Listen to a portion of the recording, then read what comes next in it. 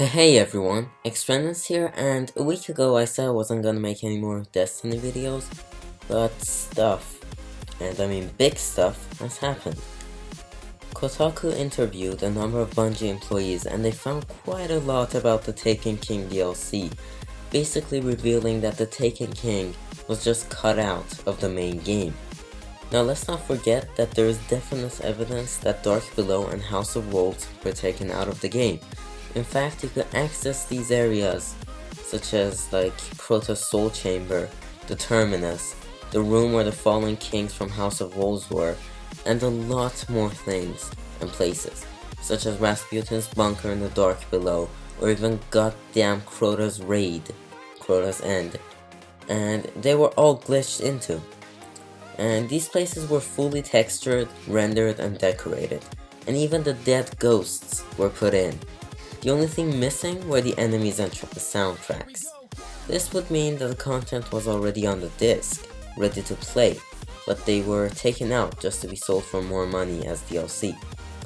And this wasn't Activision's fault. Bungie has creative power over the project as well, so stop blaming Activision for every single thing that relates to money. And this was Bungie's idea as well. Now, these are pretty much confirmed. Yet we all thought the Taken King would be 100% new content. Well, it turns out the fucking Dreadnought was meant for the base game, including all of the story missions and shit. Now, at first Bungie said that these areas are all placeholders, and that it was so that people wouldn't have to download a large update. Yet they released a DLC that has an 18GB update, including for players who didn't buy it. And the reasoning was complete bullshit. Even if you Google Destiny content, you will see a lot of evidence and articles about it. It's not a rumor you choose whether or not to believe, it's 100% confirmed. And Bungie isn't your god. You don't resist the urge to question them, you just do. And you're the consumer, and you deserve a finished product, and a good one at that.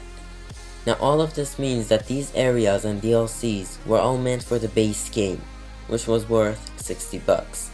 Now, this would imply that Bungie knew that people deserve all of these included in that $60, and that this shouldn't have been DLC.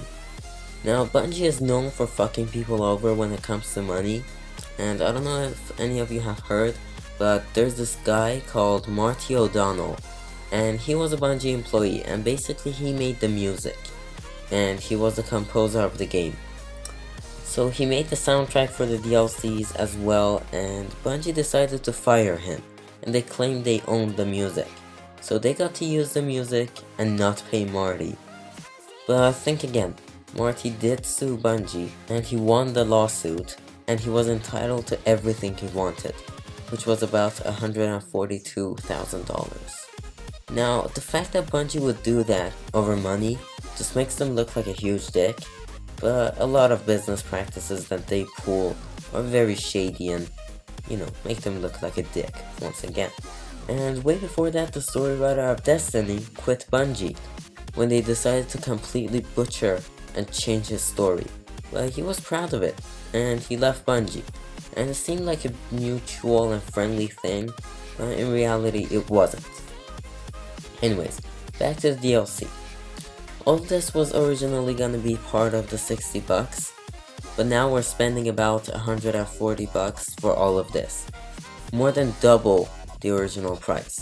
Until now, none of the story missions, raids, or anything have had new areas that were not discovered. Now, these developers were about 12 people that were interviewed, but anonymously. And they revealed a lot of stuff, including that TTK was meant for the base game, and the Dreadnought was meant to be the last part of the game, the last third, and the final boss would have been Oryx, and it actually makes way more sense than what the game originally was. Now, this means that you killed Crota in the base game, and the fact that Crota's raid was glitched into would mean that if it was part of the game, then Oryx would have to be the final boss, as you kill Crota and Oryx is pissed. So, I don't know, it makes a lot more sense than killing a random ass mini boss 3 times, which were the Minotaurs, in the last mission just to destroy a random heart in the middle of fucking Mars.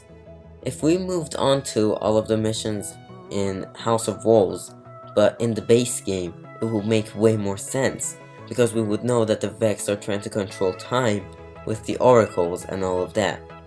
But then moving on to the moon to kill Crota, who had taken over the moon, and as a result pissing off his dad, who would be the next target, would make a lot of sense. And they could make a coherent story based on all of this. And I think the whole emotes deal, where they sell a 5-second animation for fucking $5, is a scam.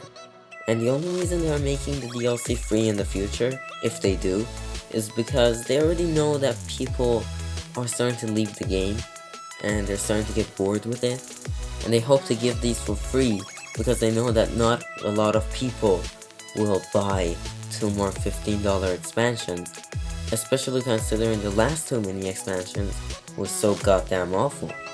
Anyways, the sources for all of these things, as I mentioned, are all in the description.